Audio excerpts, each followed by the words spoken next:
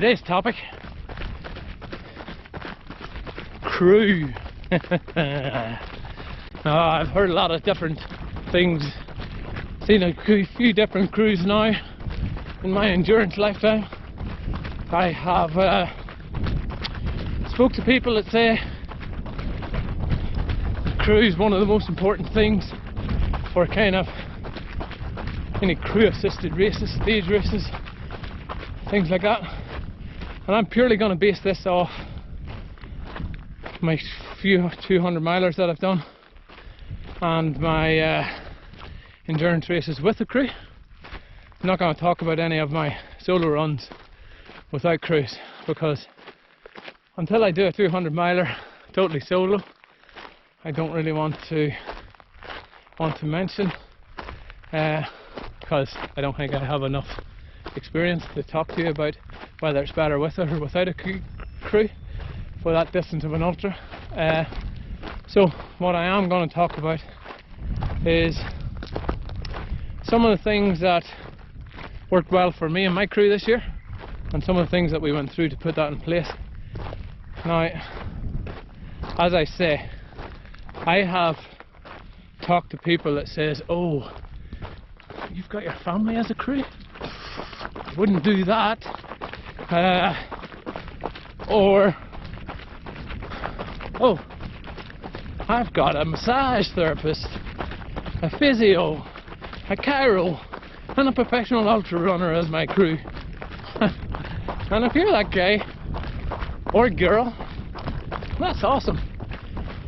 But you're still going to need to talk to them crew members and tell them what's going to work for you. I think that's the biggest takeaway from this video today, is the communication between the runner, the crew, whether it's the pacers, whether it's just your support crew handing out the aid stations, whatever it is. So from me, in my opinion, I have been amazingly lucky to have my crew at pretty much most of the major races that I have done to date. Starting from my very first marathon right through to my first Ironman, my first half Ironman, my first Ironman, my first Ultraman was the first kind of support crew that would have done. My first 100 miler that came at the end and seen me through that, both my 200 milers. I have been extremely blessed to have my family as part of that crew. My lovely wife Louise, my girls Amy and Nicole, and my son Ben have always been there, always helped me through emotionally and physically feeding me. I think they were in the last 200 miler. So the way I work with my crew is pretty much about maybe 3-4 weeks from the race.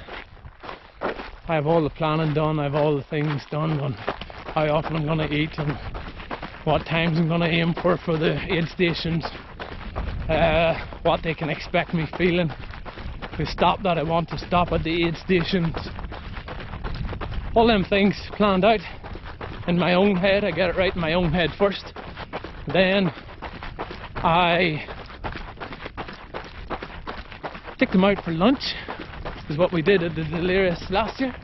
Took them out for a lovely lunch. Stole their focus for 10 or 15 minutes. Talked through how I felt the race was going to go. What I would like from each of them.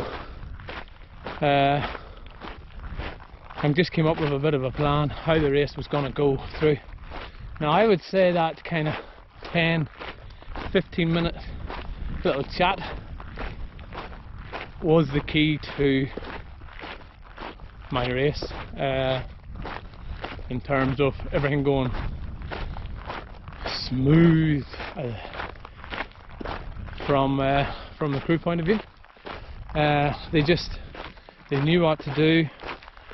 They kind of knew what food I was expecting. They knew that I didn't know what food I would be expecting. Wow! Something trying to bite me. And they knew that what kind of food I was trying to expect to eat, and that I didn't know what exactly I'd want. So they knew to be patient with me whenever I was scratching my head. They knew to force food into me. They knew that I probably wouldn't want to leave the aid station at time, but I stressed on that nice quiet lunch whenever there was no emotions. Please push me, get me up. I mightn't feel like it at the time, but I will really appreciate it after the race. Yeah, and it just went really well. Personally, I try to not react. Try not to be a princess too much in my races. Louise Monaghan and the kids would tell you, Glenn, sometimes you can be a princess. Sometimes I can be snappy. Sometimes I can be a little bit blunt. Hopefully not rude. But I explained all them things before the race and asked them to look out for them, and apologised before it even got to that state that that could be the frame of mind that I was in. So they knew what to expect. They knew not what to react. Talked about our system of clothing, how often I thought I'd be changing my shorts and my clothes, things like that. Told them to expect that I would be fatigued, deeply fatigued, if I looked really overtired, if I looked unsafe or unwell, to highlight that to me. Glenn, it's not worth it, take another little rest. You've got a few more moments, whatever the case may be. So all that communication just went really, really well for me. Now, that can happen whether it's your friends, whether it's your physio, chiropractor, professional runner. Wow, there's some big bugs fly around this country. Regardless of what it is and who's pacing you, having that little dialect, that little conversation, that little please forgive me whenever things go wrong, I know not what I do. There was a song like that, was there? Who sung that song? I'm probably out in the sun too long at this stage. But Bryan Adams, was it? Please forgive me, I know not what I did. Anyway, getting sidetracked. Have that conversation. Take the time to talk to them so that they know what they can expect. If they've done it before, that's probably another reason why this race works so well. It is the kind of third race that all the family's been there and supporting me, so they probably have been through it and know what to expect as well.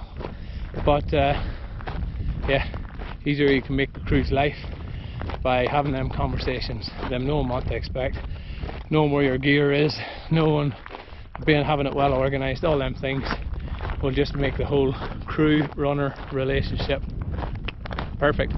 Now, some crews will have pacers. I was lucky enough that my crew pacers was totally separate from my crew, so even whenever my crew was doing their thing, then I had a couple of other guys who I really appreciate. Andy and Peter for coming down and helping me. Was my extended crew members. Kept me going on the trail, kept me focused, and I did the exact same thing with them. A couple of messages. This is what to expect, guys. Bear with me if I'm a little bit quiet, a little bit grumpy, a little bit into myself. Everybody knows what to expect. So look, last video of the 5 successful things, 5 things that led to my successful race this year, I believe. And I'm pretty sure it'll work for anybody's race that it's kind of any distance at all where you have gonna need a program. As I say, low heart rate is certainly was the key for me. Anything over 50k, low heart rate training all the way, I would say. Second was the planning aspect of it. No, sorry, second was the gear aspect of it. Getting your gear early, having trained with your gear, no issues. Third was the planning aspect of it. You can probably tell I'm getting a little bit drier and thawing out here in my 40-degree heat in the Pilbara. Planning. Then we had nutrition, the last video that just came out, and this gear to wrap it up. So look, I hope you have got something from this little series of videos. I hope your training's going really well. I understand there's probably a lot of race changes out there, and keep the chin up, keep training, keep moving forward, keep positive, keep helping everybody, and keep enjoying isolation on the trails. And yeah, till the next time. Thanks for watching, guys.